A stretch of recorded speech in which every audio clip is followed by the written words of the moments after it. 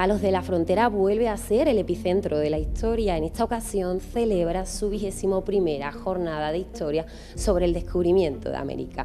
Una edición en la cual vamos a viajar al pasado, pero de una manera muy especial, porque lo vamos a hacer a través de la gastronomía. Expertos en la materia nos van a explicar cómo el alimento y la cocina sirvieron de puente cultural entre ambos continentes y cómo a día de hoy esos sabores y esa tradición todavía siguen dejando huella en nuestra forma de vivir y en nuestra forma de comer.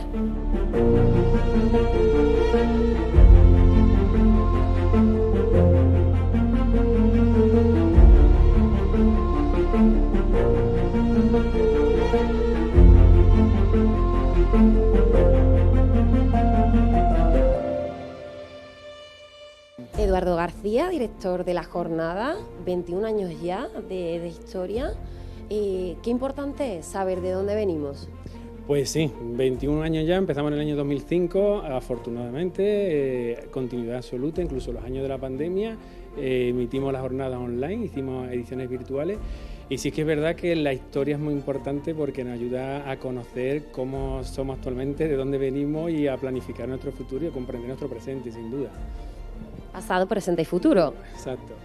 En esta ocasión hablamos de gastronomía, no sé, al final creo que es algo que todo el mundo en su casa cuando nos ve a través de la pantalla, si tiene algún alimento que automáticamente nos lleve a esos más de 500 años de historia, ¿no? Sí, exactamente. Al hablar de gastronomía en el contexto del descubrimiento de América puede sonar como algo demasiado novedoso y demás, pero tiene toda su razón de ser, porque el descubrimiento de América supuso un punto de inflexión en el tema político, económico, la geopolítica mundial, pero también en el gastronómico. Llegaron cantidad de productos al viejo mundo procedente de América, productos hoy tan cotidianos como la patata, bueno, la papa, el maíz, el cacao, los pimientos, los tomates, que hoy día forma parte cotidiana de nuestra dieta, vienen de América y eso sin duda revolucionó la gastronomía y cambió los hábitos alimenticios de Europa. Es un tema muy importante, muy interesante, que se van a abordar a partir de 6 conferencias que van a tocar distintas temáticas, desde lo que se comía aquí de forma habitual, como después encuentro con la nueva gastronomía, también desde el punto de vista del arte. A través de los archivos del Fondo del Duque de Medina Sidonia se va a ver lo que también se comía en las cortes, los productos que salían de aquí, de la comarca del Tinto y del Odiel. Vamos a ver lo que las clases populares también comían, es decir, vamos a hacer una visión muy global de la gastronomía, del contexto alimenticio en la época de la era de los descubrimientos, desde el siglo XV hasta el siglo XVII. Y habrá incluso un conferenciante que va a dar la conferencia inaugural, Antonio Sánchez de Mora, archivero del Cuerpo Superior de Archiveros del Archivo de India, que va a hacer abordar la alimentación típica a través de un estudio de las fuentes documentales que había en la Isabela, es decir, en la primera ciudad que fundamos los españoles en Santo Domingo, ya de una forma continua, pues a través de las fuentes disponibles entre 1493 y 1496, el tiempo que estuvo gobernado por Cristóbal Colón, va a analizar cuál era su dieta cotidiana, su alimentación, incluso se va a atrever a lanzar un posible menú gastronómico que comerían habitualmente en la Isabela. Qué maravilla, entonces nos adelantas que ahora cuando pasemos a la Casa Museo Martín Alonso Pinzón vamos a conocer pues esta mesa, ¿no?, de esos grandes... Sí, esta primera conferencia inaugural se va a través de la fuente, un estudio muy minucioso que ha hecho, a exponernos qué sería probablemente lo que Cristóbal Colón comió durante aquellos 3 años que estuvo gobernando en la Santa Isabela. Eduardo, ¿nos podrías adelantar algo de ese menú? Pues mira, desgraciadamente no te puedo adelantar nada porque ha sido muy escrupuloso el conferenciante no desvelarnos nada porque quiere que en su conferencia sorprender a todo el mundo, incluso a mí. No sé exactamente los productos que va a decir en su hipótesis que habitualmente comía allí. Eduardo, ¿algo más que quieras decirnos antes de pasar a las conferencias? Sí, quisiera agradecer al Ayuntamiento de Palos su constante apoyo desde el año 2005 que se crearon y, como no, a la Universidad Internacional de Andalucía, a la sede de Santa María de la Rábida, que igualmente desde el año 2005 nos está apoyando. Con ella más llevamos publicados ya 5 tomos de la jornada de historia, casi 3.000 páginas. Por aquí han pasado más de un centenar de grandes conferenciantes, historiadores, casi 1.500 alumnos ya han pasado por aquí a lo largo de estos 21 años. Y agradecer constantemente este apoyo incondicional que me brinda el Ayuntamiento, la nueva alcaldesa Milagro, muy concienciada con la temática, a la Universidad Internacional, a los conferenciantes cada año viene, sin duda agradecer y anticipar que para el año que viene las 22 jornadas de historia, como se cumple el centenario del vuelo del Plus Ultra, van a estar dedicadas sin duda al vuelo del Plus Ultra de forma íntegra.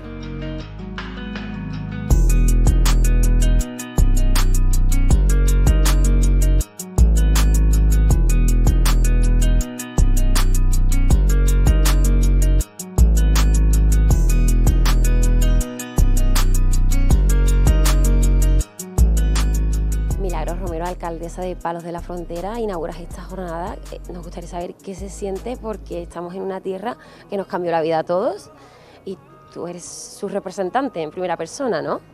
Pues mucho orgullo de poder estar inaugurando estas 21 jornadas de historia del descubrimiento. Sobre todo este año es muy especial porque hemos cambiado, nos vamos a adentrar en una temática que ha sido poco o nada vista, que es el tema gastronómico, que surgió a raíz del descubrimiento de América, y es verdad que es un tema novedoso, que nunca se ha tratado y la verdad que no ha sido muy hablado. Entonces pues ilusionada, ¿no?, de traer una temática nueva a las jornadas de historia. Está cogiendo mucha repercusión, cada año son más los integrantes o los inscritos a esta jornada que se interesa, hay un público fiel que todos los años viene y eso se agradece, porque cuando alguien repite algo, cuando alguien repite un acontecimiento o vuelve a acudir a ese acontecimiento, significa que han sido buenas, que le han gustado y que están interesados en lo que le vayamos a contar otro año. Entonces eso se agradece mucho, y también por las nuevas inscripciones. Y para mí es todo un orgullo porque la presentación, o mejor dicho, la inauguración de la jornada de historia del descubrimiento significa una cuenta atrás para que llegue, como digo yo, nuestro gran fin de semana, que es el 15 y 16 de marzo, que celebramos la Feria Medieval del Descubrimiento, donde todo el pueblo de Palos de la Frontera, todos nuestros vecinos se involucran, que es lo más bonito, y la vivimos con mucha alegría, intensidad, y sobre todo yo este año, que es verdad que lo estoy viviendo desde otra postura, y entonces creo que lo estoy disfrutando, no, te lo aseguro, lo estoy disfrutando mucho más, porque llevo viviendo la Feria Medieval ya desde hace un mes. Y ilusionada con que este fin de semana el tiempo nos dé tregua de agua, que todavía es muy pronto para saber las probabilidades meteorológicas que vamos a tener, pero estoy segura que nos dejará claro y podremos disfrutarlo no solamente los palermos, sino toda la provincia de Huelva y de fuera que vengan a visitarnos. Palos de la Frontera nos hace ese viaje al pasado, a ese siglo XV, en pistoletazo de salida hoy, con esta ocasión tan especial a través de la gastronomía. El próximo fin de semana, con su conocidísima Feria Medieval. ¿Algún recuerdo que guardes, Milagros, de otras ferias de antaño que tú hayas vivido, no como alcaldesa? Bueno, tengo muchos recuerdos, sobre todo de cuando era pequeña, porque es verdad que hago mucha comparativa me acuerdo a lo mejor cuando era más chica, cuando iba con mi padre, que lo tenía que acompañar a todos lados porque él era alcalde, entonces tenía que ir a todos los eventos y a todos los actos institucionales, y es verdad que los recuerdos más pequeñitas, los recuerdo pues algo muy distinto, que no lo había visto nunca, que no se veía en la provincia de Huelva mucho, de todos los vecinos vestidos con el atuendo de la época, y la verdad que era mi feria favorita cuando era pequeña, y es verdad que conforme iba creciendo, la feria iba creciendo y me iba gustando más. Luego cuando me fui a estudiar fuera la carrera, siempre he traído a mis amigos de fuera de la provincia de Huelva, a mis amigos de la carrera, que visitara y que se quedaran en mi casa, ¿no?, para conocer la Feria Medieval, y es que todos los años repite porque le encanta.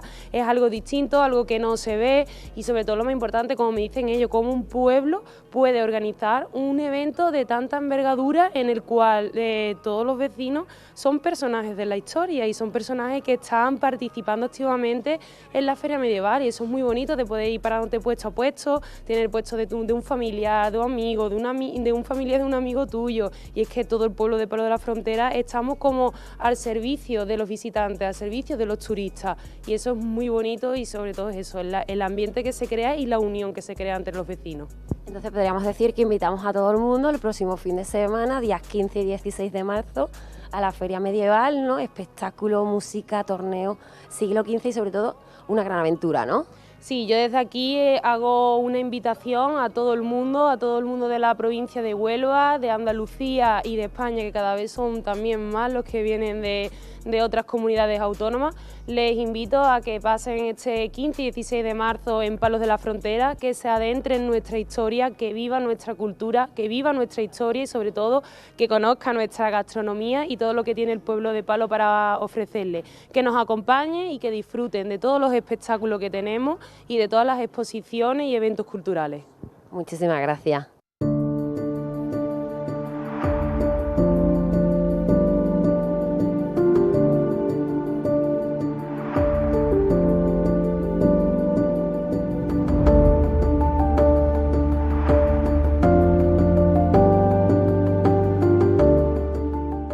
Arrancamos esta jornada con la conferencia de Antonio Sánchez de Mora, doctor en Historia Medieval y archivero del Archivo de India.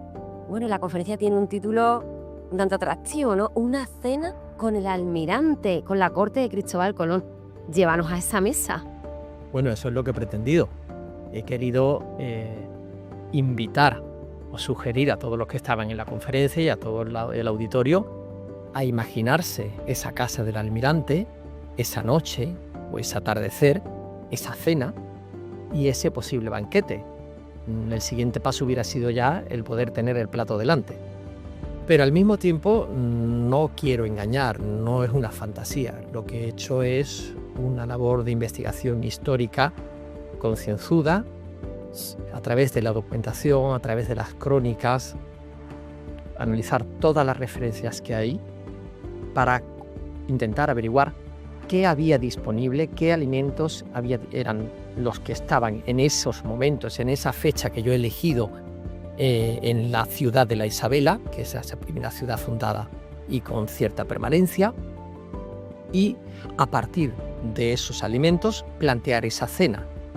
Ello me ha llevado también a analizar con detalle todo lo relacionado con la cena, quiénes eran los posibles invitados, qué mobiliario, qué cubertería podía haber, si hubo o no hubo una cocina de un tipo o de otro, entrar o profundizar hasta el más mínimo detalle en esa época, en ese contexto histórico determinado, lo que algunos historiadores pues se habla de la microhistoria, descender a ese detalle, y en el momento que tenemos ya, como si fuera una baraja de cartas, todos esos elementos identificados, analizados, estudiados, identificados, en el momento que los tenemos todos delante, he dado el siguiente paso.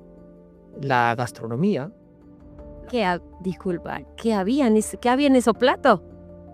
Bueno, ahí ya ese es el límite que he decidido saltarme, que es el de la invención. Invención a partir de hechos contrastados. El primer elemento que tenemos, que ya he expuesto, es todos los datos de todo lo que había. El ingrediente. El segundo elemento es la técnica. ¿Qué técnicas tenemos? Y el tercer elemento es la costumbre, los hábitos alimenticios. Esos tres elementos son básicos en la gastronomía y también lo eran entonces. Y yo lo que he hecho ha sido considerar también esas técnicas, esos hábitos que había en la época, a partir de recetarios de la época, de referencias populares, y combinándolo todo, pues he hecho una propuesta. ¿Qué podía haber en esa mesa? ¿Quieres que te cuente algo? Hombre, estamos todos deseando. Bueno, lo que he planteado, en primer lugar, es una muestra de ese encuentro gastronómico que ya se produjo en 1494. Estamos hablando de los primerísimos años y pese a las dificultades y los problemas, ya tenemos referencias de que probaban algunos alimentos de allí. Es un momento de encuentro cultural, de situaciones difíciles y también de encuentro gastronómico. Alimentos traídos de España y alimentos existentes allí. Y ya empiezan a combinarse, ya es el inicio de una fusión que luego dará mucho que hablar en la historia de las gastronomías americanas. Y entonces a partir de ahí, pues con todo, pues planteo ese menú. Pan de trigo. Sí había pan. ¿Por qué? Porque tenían harina, tenían trigo importado, tenían incluso bollos de pan o bazas de pan que habían traído, pero también sabemos que probaron el pan de yuca o el pan de maíz. Luego, ¿por qué no tener en la mesa una degustación de 3 tipos de panes? Aceitunas, También tenían aceitunas, frutas y frutos secos, y ahí podían incluir, ¿por qué no?, algo exótico, alguna fruta de las que había en la española. Podían sumarse a alguno de esas, pues, pasas, higos, frutos secos que se traían de España. Ahí tenemos ya un primer elemento en esa cena. Platos, pues acudiendo a esas recetas famosas, más o menos posibles, teniendo en cuenta los ingredientes, pues planteo algunas. El manjar blanco es una receta que ahora nos suena algo exótica, pero en el siglo de oro y en el siglo XVI, en el siglo XV era muy habitual, al mismo tiempo que estamos hablando de habitual, pero en las cenas elegantes, en un nivel social medio alto o alto, que era, no puedo entrar ahora en todos los detalles de esa receta, pero era pues una combinación de pollo, de pechuga de pollo y leche de cabra con azúcar, una crema espesa que resultaba muy apetecible. Bueno, he hecho un repaso, he hecho varias propuestas, pero podemos citar algunas. Por ejemplo, hablan mucho del consumo de la jutía, que lo identifican con un conejo, que aunque realmente es un roedor americano. Bueno, pues he buscado recetas de conejo de la época y he planteado alguna de esas recetas. Sabemos que probaron y les gustaban mucho las batatas y los boniatos, pues he buscado recetas que eran compatibles con la batata o el boniato, por similitud con otras plantas, ¿no? Otras raíces. ¿Estamos hablando de un guiso? Estamos hablando, bueno, nos llegan noticias leves, asadas comidas con vino, o asadas con leche. Entonces, a partir de esos datos, busco recetas similares. He buscado algunas recetas, quiero recordar que con calabaza. Estamos hablando de recetarios de la corte, o sea, recetarios refinados. Pero bueno, Colón también quería ser importante, quería agasajar a sus huéspedes, así que, ¿por qué no tener algunas recetas importantes? Y entonces, pues era un guiso, así como unas patatas asadas, pero con un poquito más de elaboración, ¿no? Es sorprendente cómo hay platos actuales que pueden tener una larga historia. A lo mejor ya dejamos de hacerlo. Y muchos jóvenes dirán, ¿cómo cocinas el pavo? ¿Cómo cocino un pavo relleno? Y cuando ya le explicas que hay una elaboración en la que coges el higadito del pavo y utilizas también las almendras, y haces un majado o la incorporación del vinagre en esos majados que se utiliza para rellenar o para espesar salsas, es una cosa que suena un poco sofisticada, pero hasta hace bastante poco tiempo era algo frecuente en la cocina. Antonio, ¿cómo influye la gastronomía? ¿Qué papel juega la comida en el transcurso de la historia? Porque realmente no dejamos de hablar de comida e historia. A ver, la gastronomía influye más de lo que parece. En primer lugar, pensamos que es algo secundario en los hechos históricos. Cierto. Pero también hay que tener en cuenta que la gastronomía es producción, es economía. La gastronomía es abastecer población y alimentarla para que no pase hambre. Eso sí es clave. O sea, tener un ejército abastecido es clave. Tener una colonia abastecida en América era clave. Y reunir y poder abastecerla, poder organizar esos envíos, eso era clave. Luego ahí empieza a cobrar relevancia la gastronomía en la historia. Pero sí es cierto que si nos quedamos a ese nivel del comer y el beber, parece que pierde importancia. ¿O no? Porque cuando tenemos hambre no estamos a gusto. Podemos estar inquietos, puede haber rebeliones por hambre. Y puede haber satisfacción, tranquilidad y sosiego con el estómago lleno. Acuérdense de eso de pan y circo, ¿no? Pues la gastronomía ahí también cobra relevancia. Y desde luego, en torno a una mesa se pueden negociar muchas cosas, se puede hablar de muchas cosas y puede incluso cerrar cuestiones importantes en torno a un buen plato y disfrutando un buen vino. A partir de esta jornada, cuando nos vayamos a sentar en una mesa y tengamos delante una serie de platos, ¿qué tenemos que recordar? ¿Qué nos traslada aquella hazaña?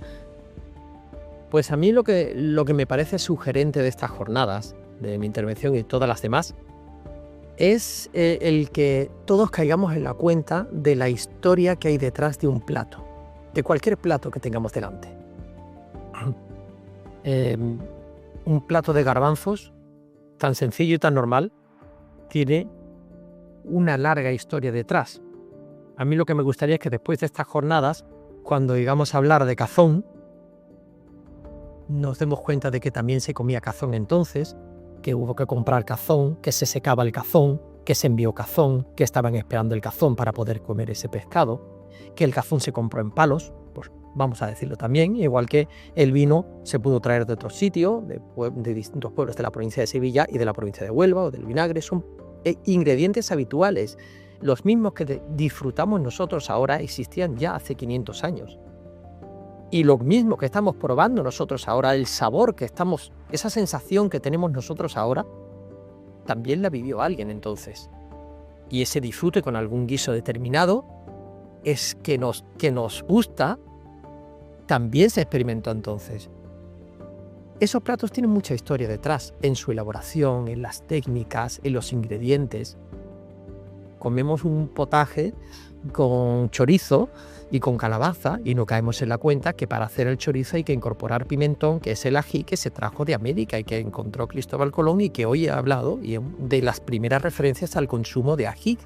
No habría un chorizo sin ese ají. Y las calabazas, la mayor parte de las calabazas que consumimos son americanas. Es una circulación en distintas direcciones. La patata puede venir aquí, igual que el carnero puede llegar allí, o los ingredientes van y vienen. Hay ingredientes que son de aquí, pero aquí dejan de consumirse y se consumen más allí, por ejemplo. ¿Por qué? Pues porque la evolución histórica y gastronómica pues, ha tomado caminos distintos. Lo interesante de esto es que hay una historia detrás de esos ingredientes, detrás de las técnicas, y que siempre nos quedamos mucho en los ingredientes en la gastronomía y no valoramos la técnica, que también forma parte de la gastronomía y de la historia de la gastronomía. Personas que conozco, historiadores de la gastronomía de otras partes del mundo, me lo recordaron en su momento. Una de las grandes aportaciones de la gastronomía española es el sofrito y la cocina en 2 tiempos. Ese sofrito que hacemos en muchos platos y que luego... Para todo. Para todo. Y luego lo incorporamos en una segunda etapa con agua o con vino, con caldo. Eso es una aportación de la gastronomía mediterránea. No existía en otras culturas. A lo mejor en otras culturas hay otro tipo de elementos que ahora nos atraen y los hemos adoptado. Eso forma parte también de estos intercambios gastronómicos y de la historia que tenemos en el plato que hay delante.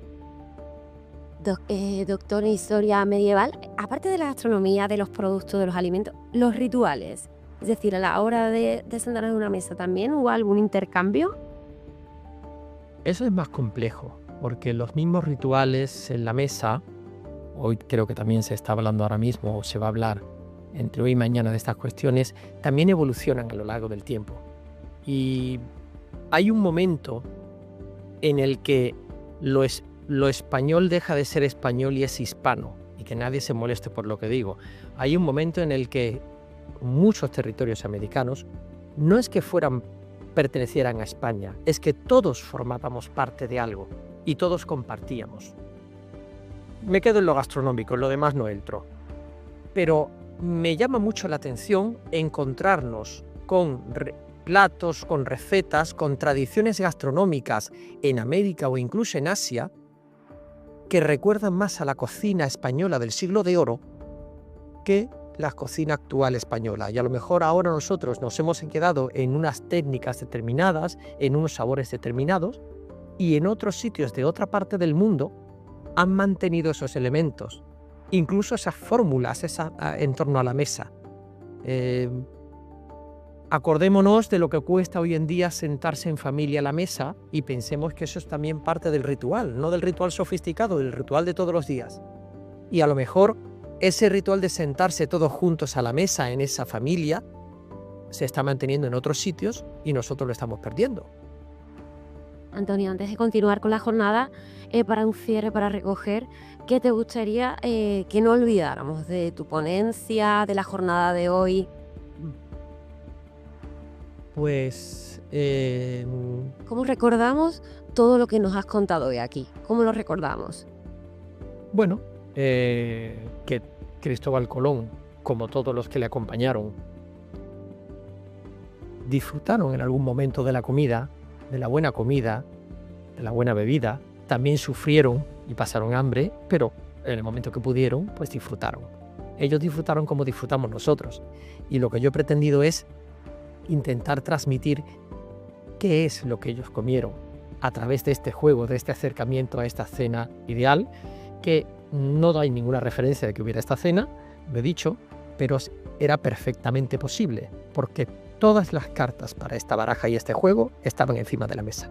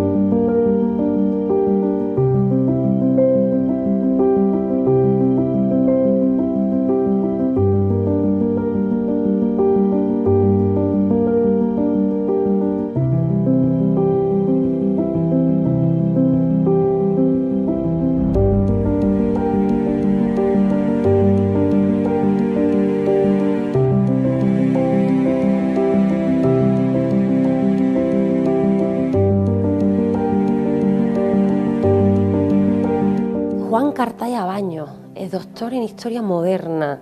Vas a presentar la segunda conferencia que nos habla de ese encuentro de las dos gastronomías, de la americana y la española. Cuéntanos. Bueno, verás, es un encuentro que además al principio es, digamos, muy sorprendente, porque claro, cuando los españoles llegamos al Caribe, que es la primera zona en donde nos vamos a asentar, pues los alimentos que hay allí no tienen nada que ver con los alimentos que tenemos, con lo cual hay un rechazo inicial bastante importante al consumo, pues por ejemplo, de lo que es el pan cazabe, lo que es el maíz, pese a que Colón pues se va a traer en sus primeros viajes ya distintos productos, ingredientes y todo lo demás, que los presentará en la corte, que incluso hablará de ellos en sus diarios, ¿no?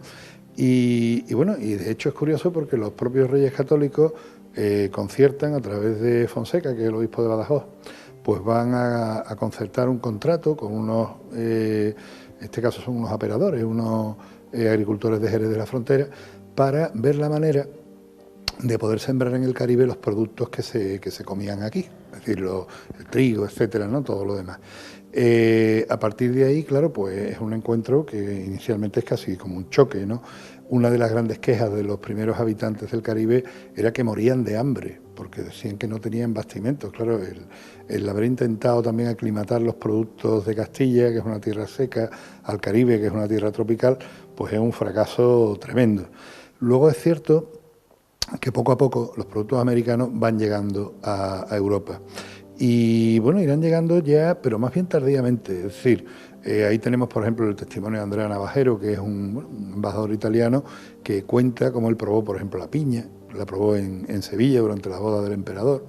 Y es muy curioso porque, claro, ves cómo van llegando alimentos, pero se van metiendo, digamos, en los canales alimenticios lentamente. Es decir, la patata, la batata, que no se sabe cuál llega primera, el tomate, que inicialmente no les da pavor probarlo porque creen que es venenoso y no se lo comen, porque resulta que tiene mucha acidez y reacciona muy mal con los platos de peltre, que es una aleación de estaño y de plomo, ¿no? Y se utilizaba, por ejemplo, de forma decorativa en los patios y todo lo demás. Y luego, poco a poco, pues veremos que, como ya digo, se van introduciendo.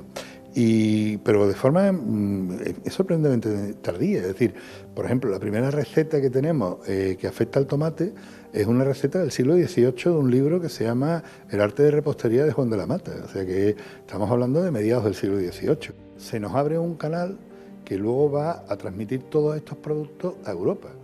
Y del cacao ya ni hablemos. Cacao es, imagínate lo que hubiera sido una vida sin, hombre, sin patatas fritas, ¿te lo imaginas?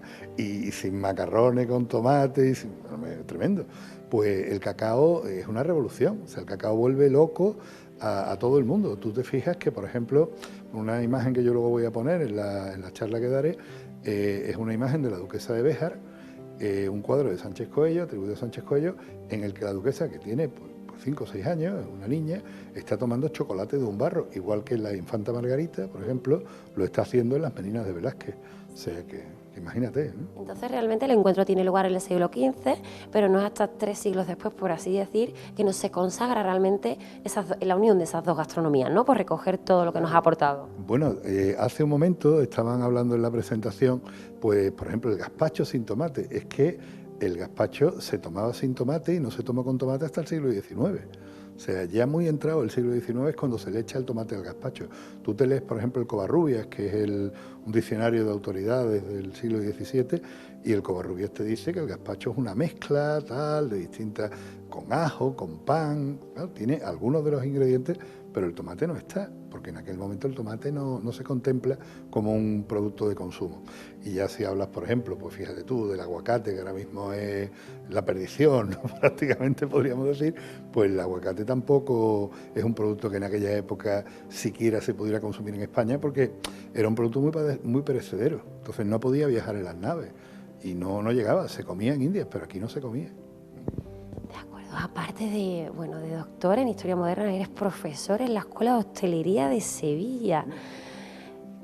¿Qué importancia tiene? Es decir, la historia la vivimos a través de nuestros platos. ¿Podrías destacarnos, a partir de ahora, cuando vayamos a sentarnos en una mesa, qué alimento nos puede totalmente transportar a esta hazaña, ¿no?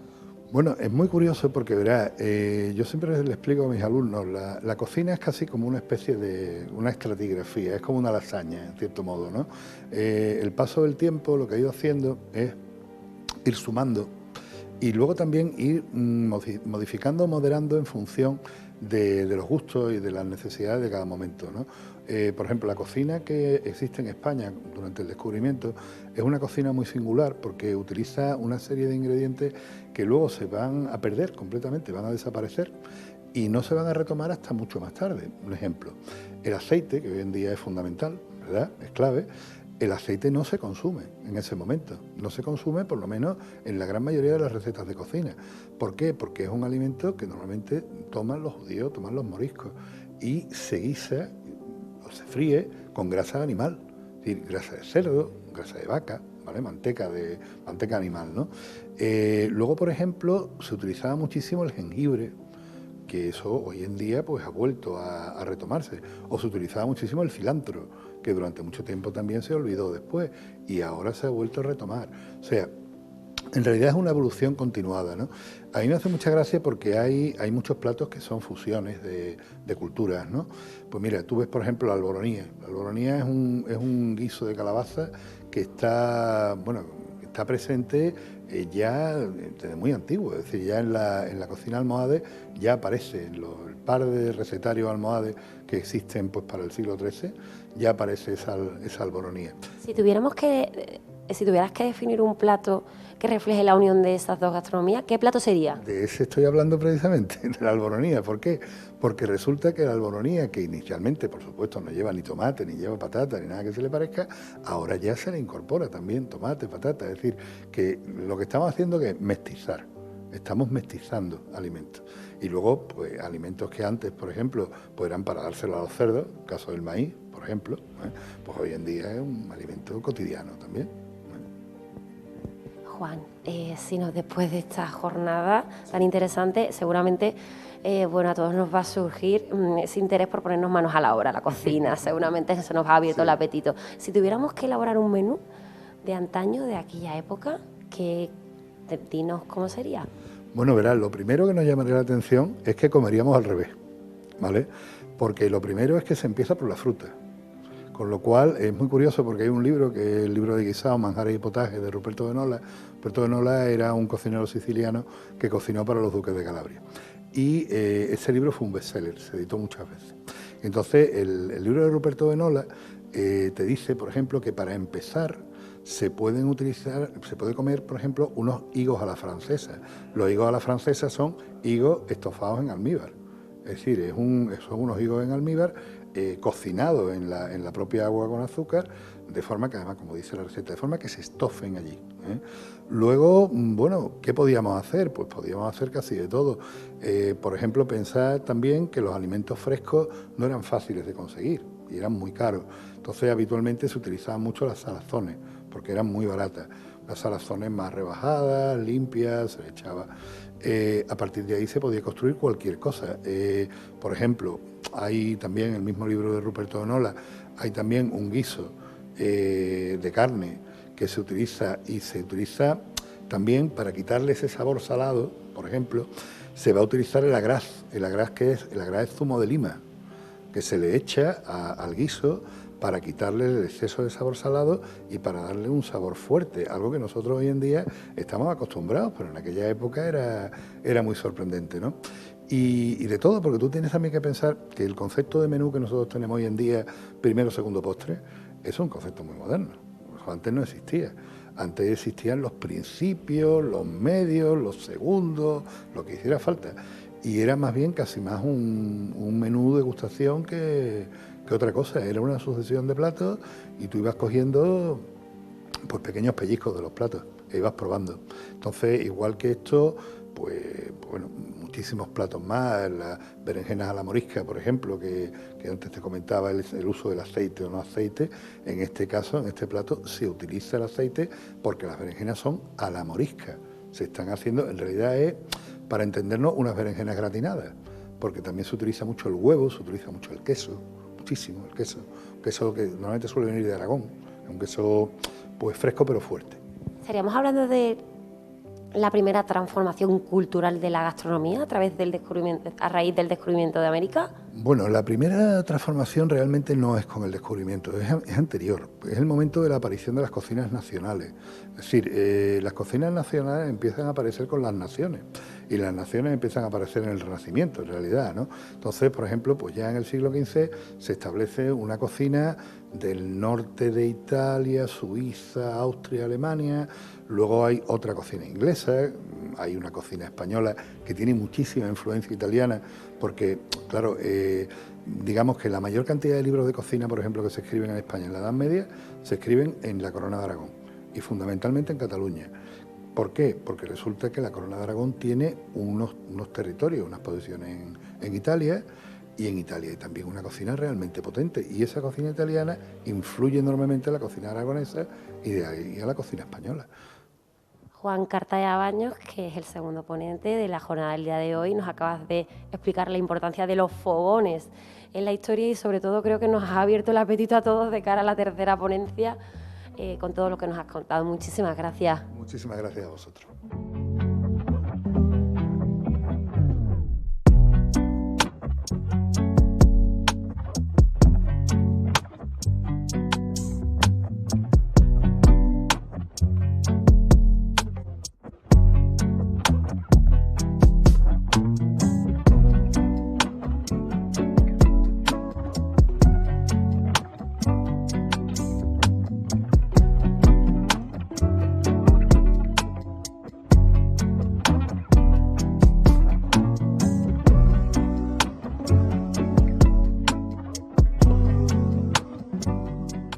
Juan Clemente Rodríguez, doctor en Historia del Arte.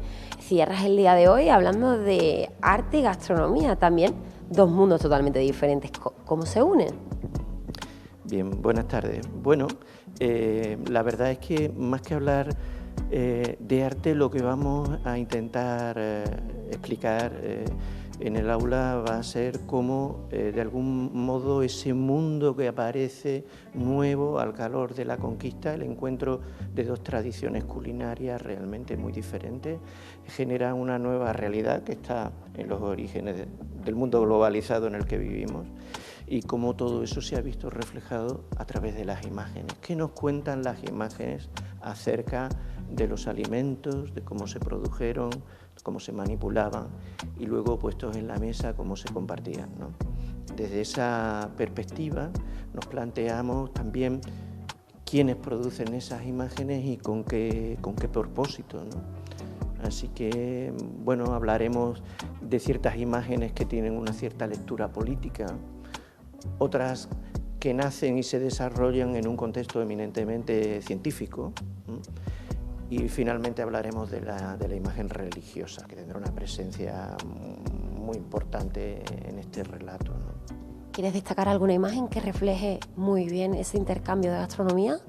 Bueno, vamos a ver muchas cosas, algunas producidas en Europa, como por ejemplo en un palacio italiano de Roma nos vamos a encontrar con las primeras representaciones del maíz hacia 1518 en la Farnesina, prácticamente antes de que incluso Cortés pisara territorio mexicano. Y vamos a explorar también otras imágenes producidas por indígenas en los conventos mexicanos. Lo cual ya nos habla de perspectivas muy diferentes, ¿no? Vamos a ver algunas imágenes que están asociadas a esas empresas científicas que se abrieron paso para intentar descubrir ese mundo que también se descubre a través de lo que se come, lo que se produce, etcétera, las propiedades medicinales y alimenticias que tiene lo que se come, ¿no? Y a su vez vamos a ver también cómo el alimento desde una dimensión sagrada pues tendrá un alcance extraordinario en el encuentro de esas dos comunidades, porque no hay que olvidar que el tema de las ofrendas tiene una presencia muy grande en el mundo azteca, por ejemplo, o en otras comunidades indígenas, llevándonos a asuntos tan problemáticos como la antropofagia ritual, ¿no? Sí, no solo hablamos de gastronomía, sino también hay rituales, ¿no? Que se descubren. Y está la dimensión también eucarística, ¿no? Porque en el proceso de evangelización se producen experiencias fascinantes, como poder transmitirle el valor sagrado de algo tan ajeno a los indios como es el pan de trigo o la vid, que la están descubriendo ahora, ¿no? Entonces Octavio Paz decía que es difícil es sentir el valor sagrado de la uva si no se ha criado uno en ese mundo, ¿no? Todo eso de alguna manera ha quedado reflejado en los documentos, en las crónicas, en las relaciones, pero también ha dejado su rastro en el arte y viene de alguna manera a completar lo que los compañeros están abordando en otras intervenciones. Tan importante es descubrir algo como después contarlo, ¿no? Y el arte realmente es una forma de contarlo, ¿no? Muy accesible, creo, para todo el mundo, ¿no?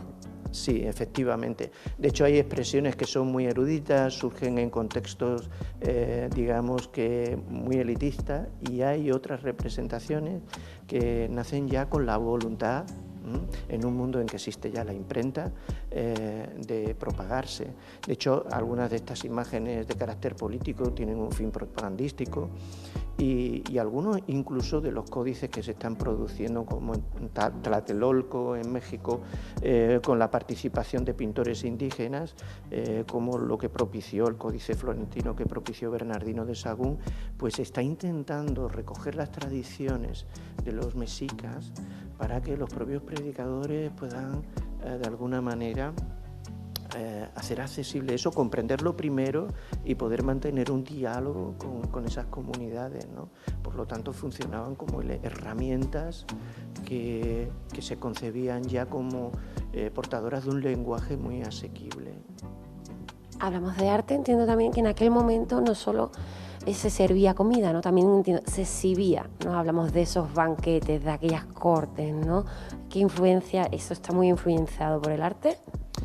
Bueno, el banquete siempre ha sido, decía precisamente Bartolomé de las Casas, que a los a los flamencos. Yo estaba pensando, me imagino que en la Casa de Habsburgo, siempre que tenían negocios graves que atender, lo hacían sobre una mesa, ¿no?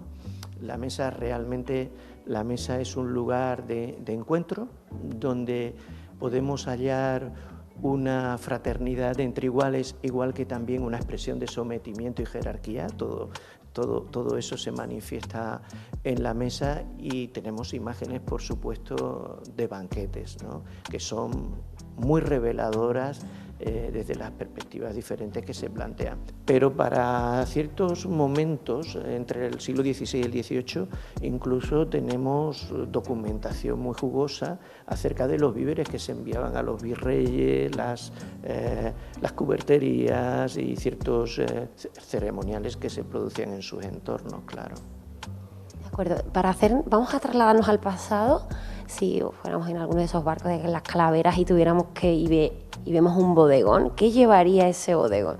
Se reunían productos que además los descubridores, por ejemplo ya de Colón en sus primeros viajes, se preocuparon mucho para dar fe de las tierras descubiertas, ¿no?, el alimento como un atributo del lugar, porque es además un elemento que está asociado a la identidad del otro. Traen a los reyes la batata, por ejemplo, al principio, el pimiento, el ají, como lo llamaban allá en el Caribe, o por ejemplo el maíz. Y esos elementos empezarán a colarse en nuestro imaginario, al principio como elementos muy exóticos, pero poco a poco se irán haciendo más corrientes. No todos los alimentos americanos que hoy tenemos en una mesa entraron por igual y de la misma manera, pero cuando nace ya a finales del XVI, principio del XVII, el bodegón, ya para entonces se empiezan a colar algunos productos, sobre todo los que habían tenido una mayor penetración en la mesa, como es la batata, como es el pimiento, que lo encontramos en cuadros de Velázquez, ¿no? Y empezará también en el XVII a hacerse presente un producto tan apreciado por la aristocracia como era el chocolate. Con toda su preparación, con la jícara, que además es un vaso, una pieza muy genuina asociada a ese mundo, y que habla de esas meriendas maravillosas que la aristocracia se organizaba, con todo el prestigio que conllevaba estar disfrutando de algo, ¿no?, que es muy exótico, que para conseguirlo hace falta tener, en fin, unos ciertos caudales, etcétera, hasta que se vuelve popular, ¿no? Entonces, evidentemente, el bodegón va a hacerse eco de todo eso, y sobre todo, de un modo muy especial, el bodegón hispano, ¿no?, que es muy receptivo, pues esa gastronomía nuestra que inevitablemente ha incorporado, como luego hará con productos también como el tomate, que el tomate, por cierto, es un elemento que no entra en la mesa tan pronto como el pimiento, ¿no? Lo hace un poquito después, como también lo hará la patata mucho después, ¿no? Entonces todo eso se acaba reflejando, y si estuviéramos disfrutando de un museo imaginario, ¿no?, con bodegones de diferentes épocas, al final lo que hacen es reflejar lógicamente las mesas de cada tiempo y de cada lugar. Para terminar, eres profesor en la Universidad de Sevilla. Sí. Todos alumnos, con respecto a este tema, ¿qué sí o sí tenemos que saber? Bueno, la verdad que desgraciadamente a mis alumnos no les puedo hablar de este tema, pero yo creo que desde la historia del arte, sí valoro como un hecho muy importante el no detenernos, no centrarnos exclusivamente solo en aquellas grandes obras artísticas que tienen un valor estético incuestionable, y ver cómo pueden de un modo u otro reflejar el mundo americano, en este caso a través de la alimentación. Creo que tenemos que ser más abiertos y observar todo tipo de imágenes generadas en torno a ese mundo, porque son portadoras de una información extraordinaria más allá de su valor estético, y de la misma manera que un texto es un documento, una fuente de incuestionable valor, las imágenes también lo son y merecen ser interpretadas. Dinos una hora de aquellas que están pasando desapercibidas, que también nos cuentan, como nos acabas de explicar, que más allá de todas las obras destacadas también hay muchas más que cuentan muy bien y reflejan muy bien aquella época. ¿Nos das algún ejemplo que podamos todos Bueno, desde luego los códices mexicas producidos a mediados del 16, conservamos como el Códice Tudela, por ejemplo, en el Museo Americano de Madrid, ese ejemplar, ese tipo de producciones hechas ya sobre papel, pero por indígenas, en algunos casos por personas que podrían ser indígenas, pero que se están abriendo al mundo occidental, están ilustrando con su propio quehacer el encuentro de dos culturas en carne abierta prácticamente, por decirlo de una manera ilustrativa. Y luego, desde luego, es fascinante, absolutamente fascinante la ilustración científica.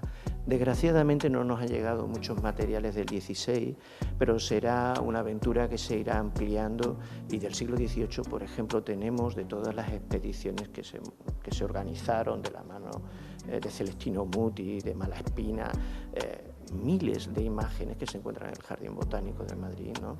que nos hablan de un mundo fascinante y del que no somos verdaderamente conscientes. Muchísimas gracias por esta clase.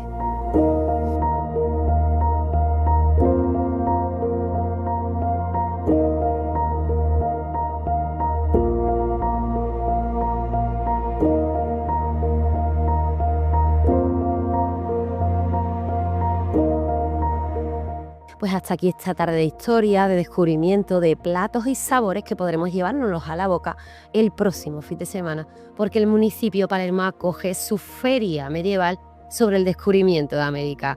Los días 15 y 16 de marzo podremos disfrutar en Palos de la Frontera con todos los sentidos.